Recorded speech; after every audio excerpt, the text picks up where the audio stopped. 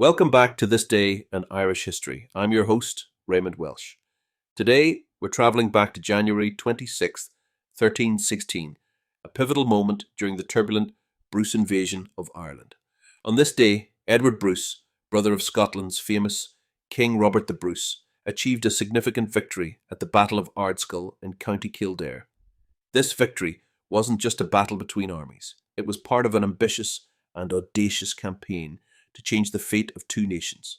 To set the stage, we find ourselves in the midst of a deeply unsettled Ireland. The early 14th century was a time of political fragmentation, with Anglo-Norman lords controlling large swathes of land, while native Irish clans resisted their encroachments. In Scotland, King Robert the Bruce had recently emerged victorious against the English at Bannockburn in 1314, a battle that cemented his position as a key player in the resistance to English dominance. But for Robert, the struggle wasn't just about Scotland's freedom. It was about weakening England on all fronts. To that end, his brother Edward led an invasion of Ireland in 1315, aiming to spark a wider rebellion against English rule. Edward Bruce was proclaimed High King of Ireland shortly after landing, a declaration designed to rally Irish support. However, this title came with its own complications. Many native Irish leaders, wary of outside domination, were hesitant to fully embrace Edward's cause.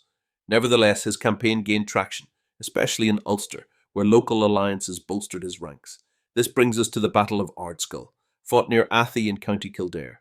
By January 1316, Bruce and his forces were pressing deeper into Anglo-Norman controlled territories, seeking to destabilize English power. Facing them was Edmund Butler, the Justiciar of Ireland, tasked with defending English interests. The armies clashed on a cold January day, with Butler's forces hoping to halt Bruce's relentless advance. The battle proved to be a decisive victory for Edward Bruce. His forces, including a mix of Scottish soldiers and Irish allies, overwhelmed the Anglo-Norman army, leaving many dead on the battlefield. Among the casualties on the Scottish side were two notable chiefs, Lord Fergus Andresan and Lord Walter de Moray. Their deaths reflect the high stakes of this campaign, as even leaders who had risked everything for Bruce's cause found their final resting place far from home. These Scottish warriors were buried in the graveyard of the Dominican Priory in Athy on the east bank of the River Barrow, a quiet yet poignant reminder of the international dimension of this struggle. The victory at Ardscull marked an important step in Edward Bruce's campaign, but it was far from the end of his story. Though he achieved initial successes, his ambitions ultimately faltered.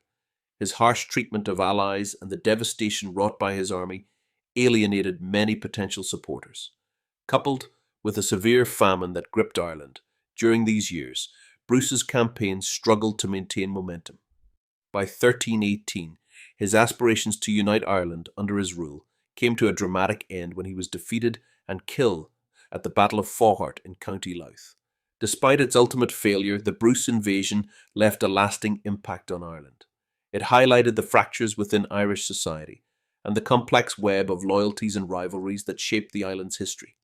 Moreover, it underscored the interconnected nature of medieval conflicts, where battles in one part of Europe rippled across borders to influence events elsewhere.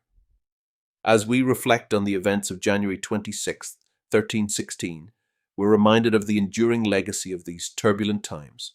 The battlefield of Ardscull and the graves of the fallen in Athy stand as silent witnesses to a moment when the ambitions of a Scottish prince briefly burned bright on Irish soil. Thank you for joining us for another journey through history. Please like, subscribe, and tune in tomorrow for more tales of Ireland's fascinating past. I'm Raymond Welsh, and this has been This Day in Irish History.